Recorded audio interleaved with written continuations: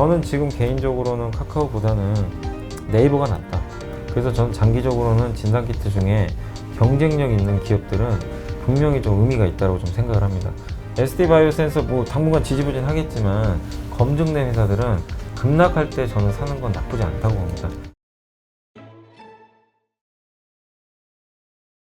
지금 네이버 실적 얘기도 우리가 잠깐 했었는데 네이버 지금 이제 추세적으로 약간 상승하고 있는 분위기잖아요. 네네. 이런 걸 이 상승하고 있는 네이버에 탈 것이냐, 조정을 받아서 하락한 카카오를 살 것이냐, 그거에 대해서도 논란들이 좀 있네요. 댓글로. 아니 저는 이제 제 방송 보신 분들 아실 거예요. 저는 이제 예전에는 카카오였는데 네이버를 요새는 좀 많이 말씀드리고 그래요? 있어요. 왜냐하면 네이버의 성장성을 좀 높게 보는 이유 중에 하나가 일단 카카오 물론 올해만 보면 성장성이 너무 좋아요. 압도적이에요. 네이버는 역성장 1분기에 카카오는 1분기에 80% 성장. 이게 계속 이어지다 보니까 주가도 훨씬 좋았는데 문제는 이제 카카오 자회사들이 다 상장을 해요. 근데 물론 카카오톡이 있기 때문에 다른 자회사들이 그러니까 다른 지주회사가 됐던 사례랑은 좀 다르게 카카오는 그렇게 크게 밀리지는 않을 것 같아요. 근데 문제는 카카오가 주가가 자회사 상장 이슈로 주가가 엄청나게 올라왔거든요. 네. 예, 여기에 대한 좀 가격 부담이 있어요. 아무리 좋은 기업도 많이 오르면 좀 쉬어야 되거든요. 예, 그러니까 카카오가 약간 이제 그런 구간입니다. 그래서 조금 쉬어가는 구간이 이미 나오고 있고 거기다 또 카카오가 어찌됐건 간에 큰 자회사들이 한두 개씩 상장을 하면 지분 가치가 희석돼요. 그렇죠. 예, 본인의 스스로의 가치가 조금은 떨어진단 말이에요. 지금보다는. 예, 이게 독립을 하는 거니까 이거에 대한 부담이 하나 있고 또 한 가지 더 있는 게 내년의 성장에 대한 부담. 올해 너무 성장을 하면 내년에 엽기적 효과가 생기거든요. 예, 그러니까 거기에 대한 약간의 이제 부담감 이런 것들이 가미가 되면서 카카오가 좀 쉬어가는 것 같아요. 그래서 저는 지금 개인적으로는 카카오보다는 네이버가 낫다. 카카오는 좀 더 빠지면은 가격 매력이 있을 때는 괜찮을 것 같은데 지금 가격대까지는 아직도 네이버가 더 매력적이고 그 다음 네이버를 오늘 한 증권사 애널리스트 분이 보고서를 썼는데 지난주 금요일날 나왔던 보고서인데 제페토라는 그 메타버스 그렇죠. 예, 갖고 있잖아요. 가입자가 2억 명이 넘는데 지금 네이버가 하는 사업이 커머스, 전자선거리 사업도 하고 검색, 그 다음 우리 포털, 뭐 뉴스 같은 거 보고 요게 하나의 축이고 당연히 이쪽 사업이 핵심이죠. 가장 큰 축이고 네이버 페이바 같은 이제 네이버 파이낸셜 페이 결제 서비스. 근데 이걸 시장에서 좀 인정하는 게 1조 원에서 2조 원밖에 안 되나 봐요. 왜냐면 카카오페이가 12조 원 얘기 나오거든요. 네. 근데 네이버 페이가 이 정도라는 건 너무나 말이 안 되는 거죠, 그렇죠. 사실은. 예. 그래서 어쨌든 시장에서 이제 그런 얘기들이 나오는데 네이버 파이낸셜 가치도 여전히 굉장히 좀 저평가돼 있고 나중에 상장할지 모르겠지만 왜냐면 네이버 파이낸셜을 예전에 미래에셋이 지분 투자를 했어요, 일부. 그래서 상장할 이슈도 좀 남아 있는데 어쨌든 그건 지켜보시고 제트홀딩스 가치가 한 14조, 15조 정도 된다고 하더라고요. 근데 이런 것들을 다 더해보면 지금 시가총액 한 합치면 85조에서 90조 나오거든요. 근데 지금 네이버 시총이 75조 정도 되거든요. 아직도 상승 룸이 남아 있어요. 근데 여기에는 제페토의 가치가 아직 안 들어가 있어요. 제페토는 누적 가입자가 그 어떻게 보면 지금 한 2억 명 정도 되는 걸로 알고 있어요. 엄청난 숫자인데. 예. 그리고 한 달에요 1,400만 명이 쓴대요. 이 제페토. 그리고 그 안에 생태계를 만들어서 광고 사업도 하고요. 수익 모델로 지금 하고 있는데 미국의 로블록스라는 메타버스 게임 회사가 시총이 40조가 넘습니다. 근데 제페토가 물론 뭐 당연히 그 정도 가치 못 받는다 하더라도 지금 기업 가치에 제페토 가치가 전혀 반영이 안 됐다라는 그런 내용이에요. 사실 그 보고서가. 그걸 본다면 굉장히 저는 지금 자리도 매력은 있다. 좀 올라왔으니까 실수는 있겠지만 그렇죠. 여전히 올라갈 룸이 충분히 남아있고 아니 시가총액 100조 가도 전혀 이상할 거 없을 것 같아요. 그렇죠. 보통 100조는 기본 갈 수 네, 있지 않겠냐라고 네. 많이들 보더라고요. 담당 네. 섹터 애널리스트들 네, 맞아요. 이야기 그러니까 들어보면. 100조를 근데 가는 게 지금 갖고 계신 분들이 지금 로켓 타고 바로 가면 좋겠죠. 근데 그건 말이 안 되고 천천히 가요. 보통 이렇게 급하게 가는 게 아니라 기업 가치 이제 테스트를 하면서 완만하게 올라갈 것 같습니다. 그래서 보유하신 분들 네이버 시총 100조 한번 볼 때까지는 되도록 팔지 마시고 꾸준히 가져가시고 흔들린다. 오르는 날 살 게 아니라 조금이라도 장이 안 좋아서 변동성이 생긴다. 그럴 때 비중을 계속 지분을 늘려가시는 그러니까 파는 것보다는 네이버를 내가 어떻게든 좀 지분을 더 늘려볼까 이 고민을 계속 해보시는 게 저는 좀 맞다라고 생각합니다. 네, 그러니까 좀 장기적으로 봐야 되겠네요. 네, 맞습니다. 자, 그렇다면 우리 그 신규 공모주들 관련된 이야기를 좀 해보죠. SD 바이오센서가 사실 16일 날 상장하고 지금 오늘은 아까 보니까 흐름이 별로 안 좋던데, 예, 지금 어떻습니까? 이 SD 바이오센서. SD 바이오센서가 이제 그거잖아요. 그 진단 키트. 진단 키트. 그러니까 지금 일시적으로는 지금 분위기가 딱 맞는데 진단 키트가 과연 그 뭐라 그럴까 이 제품의 생명력이 얼마나 갈 것이냐 이건 논란이 좀 있잖아요. 그러니까 이게 참 어려운 게 그 진단 키트라는 게 코로나19 진단 키트만 있으면 사실은 크게 매력은 없어요. 그잖아요. 그렇죠. 왜냐면 이제 꺾일 거니까. 근데 진단 키트 만드는 회사들이 코로나19 진단 키트만 만들진 않거든요. 되게 다양하게 만들어요. 그래서 앞으로도 어떤 바이러스가 또 나올지 몰라요. 그래서 저는 장기적으로는 진단 키트 중에 경쟁력 있는 기업들은 분명히 좀 의미가 있다고 좀 생각을 합니다. 그리고 이 우리 한국의 진단 키트 회사들 중에 이제 대표적인 게 시즌이라든가 많은 기업들이 있는데 우리나라 한정된 이런 플레이어들이었는데 이제 그 해외 쪽에 수출까지 했잖아요. 그렇죠. 근데 해외 쪽에 수출을 하게 되면서 레퍼런스를 쌓은 거예요. 그러면 또 이런 어떤 전염병이 번지거나 이럴 때 언제든지 시즌이나 우리 한국의 대표적인 진단키트 회사들을 그 미국이나 유럽 업체들이 찾을 가능성이 높아요. 야, 해줘. 바로바로. 그러면은 이것도 역시 장기적으로는 되게 좋아질 수 있는 그림일 수밖에 없죠. 다만 이게 작년부터 코로나19 때문에 계속 그 진단키트들이 한 두세 배 올랐다가 다시 반토막 나고 이런 것들이 반복이 되는데 좀 이제 사람들이 너무 식상해져 버린 것 같아요. 이제는 신선도가 떨어지는 거죠. 하도 이런 것들이 반복되니까. 그래서 단기적으로는 조금 부진하게 움직일 수밖에 없고, 그 다음 진단키트는 9월 달에 우리나라가 이제 그 백신 접종이 굉장히 많아질 것 같더라고요. 그러면 접종자 수가 늘어나면 어떻게 보면 진단키트 수요는 점점 줄 수밖에 없거든요. 그렇죠. 예. 그래서 그런 것들이 반영되면서 당분간은 좀 재미없을 수밖에 없다. 그 점을 염두에 두시고, 그 다음에 SD 바이오 센서는 지금 이제 상장한 지 얼마 안 됐지만 일단은 지금 PER이 3배밖에 안 돼요. 왜냐면 돈을 너무 많이 벌어가지고. 그러니까 예. 참 그게 애매해. 지금 예. SD 바이오 센서 보니까 이익은 정말 좋은데 어마어마해요. 예. 그렇다고 또 그거를 그대로 인정해주기에는 또 뭔가 인정 못하는 불안하고. 거죠. 이거 너네 이러다가 갑자기 이제 코로나 다 끝나버리면 지금 그건 뭐 누가 봐도 명확하잖아요. 그러면 여기 PER이 3배가 아니라 10배, 20배 될 수도 있는 거거든요. 그렇죠. 예, 주가가 안 빠지더라도 그럴 수도 있다 보니까 거기에 대한 부분이 있는데, 저는 이 말씀 드리고 싶어요. 진단키트를 퍼가지고 할 건 아니에요. 솔직히 이쪽 섹터를 왜냐면 이 퍼가 들어간다는 건 앞으로도 이게 꾸준히 늘어나야 돼요. 이 가정하에서 우리가 높은 이제 퍼를 주는 건데, 뭐 시즌이든 SD 바이오센서든 누구나 한번 물어보자고요. 이익이 계속 지금 유지가 될까? 알 수가 없어요. 이렇게 내려갈 수도 있는 거니까. 그래서 퍼가 싸다는 좀 중요하진 않고, 그래도 SD 바이오센서 뭐 당분간 지지부진 하겠지만 저는 개인적으로 이쪽을 좀 나쁘게 안 보는 건, 중장기적으로는 검증된 회사들은 급락할 때 저는 사는 건 나쁘지 않다고 봅니다. 그러니까 급등할 때 사지 마시고, 어떤 뉴스가 나와서 아까 말씀드린 대로 해외 쪽을 우리나라가 뚫었다는 거, 이것도 굉장한 어쨌든 좋은 어떤 어드밴티지가 될 수밖에 없고, 앞으로도 우리 인류는 전염병하고 많이 싸워야 될 것 같아요. 그렇죠. 이런 전염병 계속 나올 수밖에 없어요. 그러면 진단키트 수요는 장기적으로 꾸준히 늘 수밖에 없어요.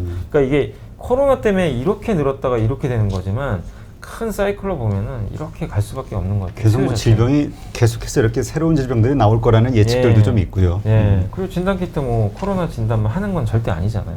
그래서 너무 부정적으로 보진 말자, 그 말씀을 좀 드리겠습니다. 네. 참 우리 그 정말 이거 공모주 신청할 거냐 말 거냐 얘기했던 게 엊그제 같은데 네. 벌써 상장을 했네요. 네, 상장했습니다. 자, 이번 주부터 또 공모 예정 기업들이 나오고 있죠. 크래프톤 드디어. 네. 그다음에 카카오뱅크, 그다음에 뭐죠? 카카오페이. 뭐 요거는 정정 요청 네. 금감원에서 하긴 했는데 어쨌건 지금 이 수요 예측들이 일어나는 현황인데 어떨까요? 지금 분위기상? 지금 이제 아무래도 지금 카카오페이도 철퇴를 한번 맞아버렸고, 그렇죠. 크래프톤도 이제 한번 맞아서 공모가 조정했잖아요. 그러니까 지금 금융당국에서는 철저하게 지금 이런 좀 버블이 생기거나 이걸 막겠다는 의도인 것 같아요. 그리고 지금 장이 우리가 지금 그 전에 보면 작년에 SK 파이오팜부터 SK 뭐 바이오사이언스라든가 카카오 게임즈도 그렇고 하이브도 그렇고 어쨌든 공모주 청약에서 첫날 파신 분들이 돈을 꽤 벌었단 말이에요. 막 따상도 가고 이러다 보니까 그 환상들이 있었는데 이제 SK 아이 테크놀로지 딱 봤더니만 환상이 깨져버린 거예요. 그렇죠. 그 첫날 갭은 나왔는데 그냥 급락이 쭉 밀렸잖아요. 완전히 급락이 벌어가지고 따상의 충격을 이제 그러니까 따상을 기대했던 분들이 충격받아 버린 거죠. 예. 그러면서 요즘엔 따상이 잘 안 나옵니다. 생각보다. 그렇죠. 그러니까 예전에는 공식이었어요. 공모주청약에서 상장하면 따상 거의 갔는데 요즘에는 거의 따상이 안 나오고 반대로 가는 경우도 되게 많더라고요. 요새는 뭐라고 나오냐면 그 아까 제가 기사 읽어보니까 마상이래요. 마상. 마상? 마상이 뭐냐면 마음의 상처를 입는. 그러니까 따상을 배신을 때리는 거지. 따상을 기대하려다 마상을 당했다. 이런 또 기상도 있더라고요. 그러니까 너무 기대를 했다가 마음의 상처를 입어버린 거예요. 사실은 그런 분들도 아마 꽤 되실 거예요. 그래서 그리고 많은 분들이 공부를 많이 하니까 되게 스마트해지셨어요. 그렇죠. 그냥 무조건 따상 간다고 생각. 예를 들어볼게요. 그러니까 크래프톤이요. 지금 공모가 기준으로 예를 들면 공모가 상단이 결정되면요. 시총이 25조거든요. 야, 엄청나네. 따상 가면 몇 조인지 아세요? 62조예요. 그러죠. 62조면 거의 카카오 네이버급이에요. 근데 크래프톤 한번 생각해보자고요. 그 정도 급이 될 수 있냐 이거죠. 지금 아이템 상황에서. 게임도 하나잖아요. 예. 그런 상황에서 아니 우리나라 시총 몇 위가 되는 거죠? 62조면 바로 카카오 미치니까 5등 되는 건가요? 그냥 점프하는 거예요. 다 엄청난 겁니다. 따상을 가는 순간. 그러니까 누가 봐도 비쌀 수밖에 없는 거죠. 그렇죠. 솔직히. 카카오뱅크가 만약에 따상을 간다. 지금 시가총이 18조인데 그러면 이 기업도 얼마죠? 기본 거의 40조가 넘어가요. 그럼 40조면 그 KB금융하고 신한지주 합친 거예요. 예, 엄청난 그 시총을 받는 거예요. 그러니까 공모가가 합리적인지는 제가 모르겠지만 따상을 가기가 저는 힘들다고 봐요. 저 개인적으로는. 근데 어느 정도 오르긴 오르겠죠. 당연히. 그렇죠. 시초가 갭은 나올 텐데 여러분들이 이제는 여기 나오는 뭐 기업들이 많이 있습니다. 지금 뭐 크래프톤, 카카오뱅크 말고도 또 HK 이노인이라는 기업도 있고 옛날에 CJ 그 헬스케어 한국콜마가 인수했던 그 기업도 사실은 이번에 지금 대기를 하고 있어요.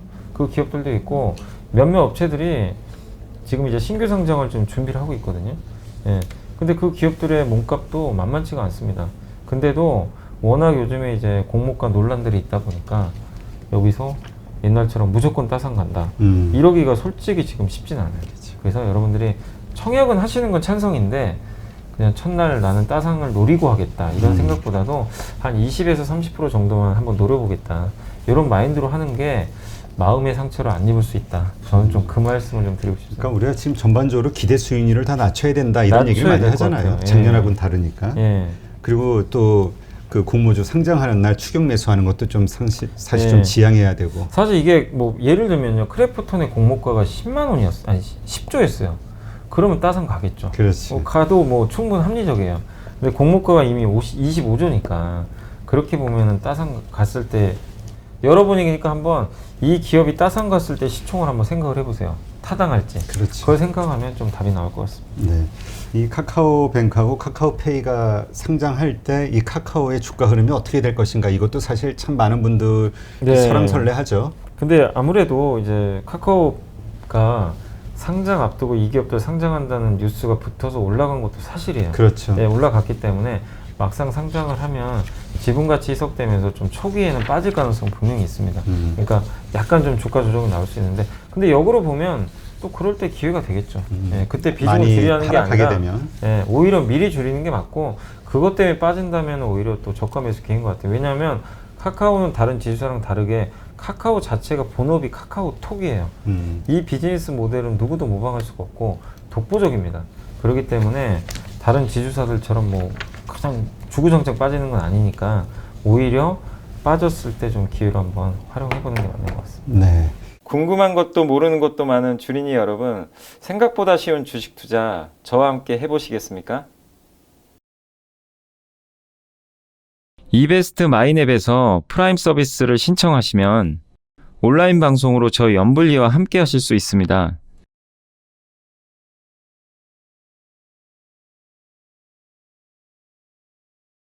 프라임 서비스를 신청하시려면 이베스트 마이넷 어플 설치 후 다이렉트 계좌 개설 메뉴에서 계좌 개설을 진행해 주세요. 다이렉트 지점 선택은 필수입니다.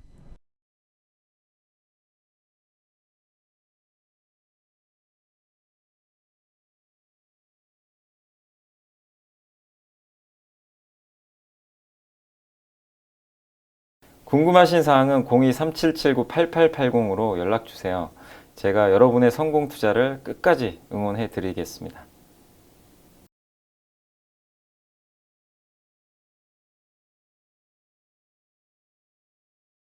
자, 그렇다면 오늘 시장 한번 점검해 주시고 우리가 내일 어떻게 대응해야 될 것인가 좀 짚어 주시죠. 네, 오늘 현재 이제 지수가 오늘 뭐 당연히 빠져서 많은 분들이 좀 힘들어 하시겠지만 그래도 조금씩은 이제 반등 시도는 하고 있고, 현재 코스피가 마이너스 28포인트 조금씩 저가 매수가 들어오면서 낙폭을 조금 축소는 해주고 있고요.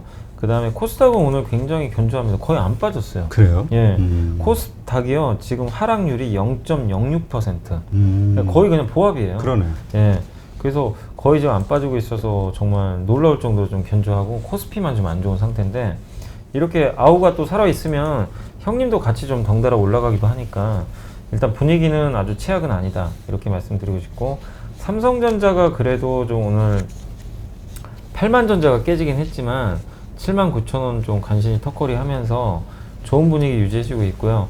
그 다음에 오늘 이제 그 시총 위주로 좀 말씀을 해드리면 FNF가 오늘 제일 많이 올랐고, 의류회사인데 디스커버리가 되게 잘 팔려요 사실은. 그래요? 그래서 5.9% 올랐고, 금호석유가 오늘 웬일로 2% 올랐습니다. 금호석유도 참 이게 논란 있었죠. 많이들 물어보시고. 그러니까요. 근데 저는 개인적으로 바닥으로 봤던 게 돈 잘 벌거든요. 배당도 많이 줘요. 정말 싸다 그러더라고요. 네. 지금 현재 상황이. 근데 3분기 꺾인다고 하니까 그래서 빠진 거. 그래서 빠졌잖아요. 그것 때문에 빠진 거예요. 그럼 반영이 된 거거든요. 나쁘게 볼 필요 없고. 그리고 금호석유가 오늘 올라가는 이유 중에 하나도 그 2차전지 소재 만듭니다. 2차전지 소재를 이 기업이 또 만들더라고요. 음극재 바인더인가? 그래서 그 이슈로 좀 올라가는 것 같고, 롯데케미칼이 한 1.6%. 이것도 이제 올라가는 이유는 오늘 석유화학이 강한 이유 중에 하나가 미국의 그 화학 가격이 많이 올랐대요. 석유화학 가격이 많이 빠졌어요. 아, 그래요? 근데 최근에 지난주부터 본격적으로 반등이 나오기 시작했어요. 근데 롯데케미칼도 주가 많이 빠졌잖아요. 그래서 올라가고, 그래서 이런 기업들이 오늘 좀 강하고, 나머지는 이제 대부분 하락인데 오늘 좀 많이 빠지는 거는 일단 고려아연. 지난주에 좀 되게 셌잖아요. 자, 고려아연 아까 질문하신 분이 있었어요. 아마 상당히 좀 손실 네. 보신 것 같은데. 근데 손해를 보셨으면 옛날에 사신 것 같네요. 왜냐하면 그러니까요. 지금 최근 이틀 동안 주가가 한 15% 가까이 올랐거든요. 상당히 이틀은 반등했네. 네, 많이 올랐어요. 그럼 예전에 한 좀 최소 1, 2년 이상은 좀 들고 계셨나 봅니다. 근데 빠지는데, 고려아연은 저는 계속 들고 가실 권해드리고 싶은 게, 이 회사가 금 아연 관련주지만 이번에 그 배터리 원료죠. 그 양극재 원료인 전고체를 만들어요. 전고체. 이거를 LG화학하고 같이 합니다. 그래서 되게 수혜고, 거기다 그 전지박이라고 있죠. 동박. 네네, 동박. 이 사업을 지금 그 공장을 지금 만들고 있는데 아마 내년부터 아마 생산이 될 것 같더라고요. 그러면 이 회사는 고려아연도 역시 하나가 더 생긴 거죠. 새로운 성장 사업에. 그래서 좀 장기 투자하셨으면 좋겠어요. 오히려 급 나가면 좀 모아 가시면서 내년에 되게 좋아질 것 같아요. 그래서 고려아연은 너무 걱정할 필요가 전혀 없다. 이 말씀 좀 드리고 싶고요. 그리고 오늘 좀 많이 빠지는 기업이 KB금융, 은행주도 역시 최근에 이제 경기에 대한 우려감 이게 확산되면서 금리 인상이 상당히 늦춰질 것 같아. 또 이렇게 맞아요. 되니까. 그래서 좀 빠지는 것 같고, 현대제철도 최근에 이제 철강주들 좀 주가 부진하면서 같이 좀 빠지고 있습니다. 그 외에 뭐 조선주도 일부 빠지고 있고, 거기다가 뭐 삼성전기도 다시 빠지고, 하이닉스 빠지고, 뭐 일부 기업들 좀 빠지지만 낙폭은 뭐 그렇게 큰 건 아니에요. 사실 뭐 엄청나게 빠지거나 그런 건 아니니까 제한적인 낙폭인데, 그러나 오늘 코스피는 대부분의 기업들이 어쨌든 하락을 하면서 하락 압력을 받고 있고, 코스닥은 오늘 분위기가 좋은 게 일단 바이오가 좀 괜찮아요. 바이오 쪽이 좀 살아나는 게, 박셀바이오라는 회사가 오늘 시총 상위 기업 중에서 제일 많이 오르는데, NK세포 생산기술 뭐 특허 출원했다고 하네요. 그래서 16% 오르면서 랠리를 이끌고 있고, 그 다음에 위메이드 같은 게임주, 에코프로 베인 같은 2차전지 양극재, 그 다음 메디톡스 헬스케어, 그 다음에 SK 머티리얼즈 같은 반도체 소재, 그다음에 PI 첨단 소재, 솔브레인 같은 뭐 반도체나 그다음에 스마트폰 이쪽 소재 섹터, 이쪽 섹터들이 다 일제히 급등하고 있습니다. 그래서 시총 상위 기업들이 되게 좋아요, 분위기들이. 그래서 코스닥 좋고, 반면에 오늘 좀 빠지는 거는 그동안 많이 올랐던 오스템 임플란트. 이 기업이 그동안 사실 주가가 엄청 올랐거든요. 그래서 오늘 좀 빠지는 것 같고, 그러니까 이런 이제 일부 그동안 좀 올랐던 기업들 제외하면 코스닥은 반도체가 좀 일부 빠지긴 빠지거든요. 근데 그런 거 몇 개 제외하고는 전체 그림은 좀 나쁘지 않은 것 같습니다. 그래서 네. 개별 기업들 중심으로 해서 코스닥은 좋고, 오늘 수급은 일단 외국인 기관은 많이 팝니다. 3천억씩 둘 다 팔고 있고, 개인 투자자들이 7,200억 정도 순매수를 하면서 개인들이 사는데, 개인들이요, 그러니까 계산을 해보니까 작년에 60조 샀고요, 올해 상반기 55조를 샀고요. 야, 많이 샀네요. 많이 샀어요. 115조죠. 거기에 작년부터 올해까지 예탁금이 증가한 게 40조가 넘어요. 그러면 거의 160조 원을 주식시장에 넣어버린 거예요. 그러니까 엄청난 돈이죠. 근데 예탁금이 지금도 계속 늘어나요. 예. 그리고 오늘도 7,200원 또 삽니다. 그냥 끝도 없이 사고 있어요. 그러니까 사실 개인 투자자분들 때문에 증시가 많이는 안 빠지는 건 맞는 것 같아요. 맞아요. 예. 그러니까 여전히 굉장히 공격적으로 저가 매수를 하고 있는 게 좀 특징적입니다. 네. 자, 그래서 정리를 해드리면 오늘 시장 좀 부진하고 환율도 좀 올라가고 대형주들 좀 부진하지만, 또 반대편에 있는 성장주 또 중소형 기업들은 약간 피난처가 돼가지고 좋은 분위기들이 나오는 것 같아요. 그리고 여전히 유동성이 워낙 풍부하니까 조그만 뭔가 뉴스만 터져도 주가가 막 급등하긴 해요. 네. 그래서 여러분들이 시장은 아직 살아있는 거니까 너무 하락에 대해서 염려하지 마시고, 이 하락을 내가 어떻게 한번 이용해 볼 거냐, 파는 생각보다는 어떻게 비중을 한번 또 좋은 기업 한번 늘려볼까, 요 고민을 하시면서 한 수요일까지는 좀 재미없겠지만 좀 슬기롭게 좀 잘 넘겨주시면 좀 좋을 것 같습니다. 네. 지금 코스닥이 그렇게 좀 강한 모습 보인다는 거는 앞으로도 좀 당분간은 네, 중소형주 그럴 장세가 거예요. 갈 네, 거다, 맞아요. 이렇게 이해를 해도 되겠네요. 그러니까 삼성전자하고 하이닉스가 좀 하이닉스, 현대차가 좀 움직이기 전까지는 이 흐름 나올 것 같고, 그리고 오늘 아침에도 뭐 뉴스가 나왔지만 연기금에서 코스닥에 50개 종목 있잖아요. 시총 50개. 그 기업을 직접 투자할 수 있다는 얘기가 있더라고요. 아. 원래 왜냐면 코스닥 기업은요, 그 연기금이 자금이 딱 있으면요, 반을 나눠요. 직접 운용하는 자금이 있고요, 위탁을 맡겨요. 위탁 맡기는 건 이제 뭐 상관없는데, 직접 자금 운용하는 거는 코스피 200만이에요. 코스닥을 한 적이 없어요. 근데 코스닥 50개 기업도 하겠다고 오늘 뉴스가 나왔더라고요. 당연히 수급에 굉장히 긍정적입니다. 그래서 코스닥이 좀 오늘 차별화되면서 조금 더 강한 것 같습니다. 네, 알겠습니다.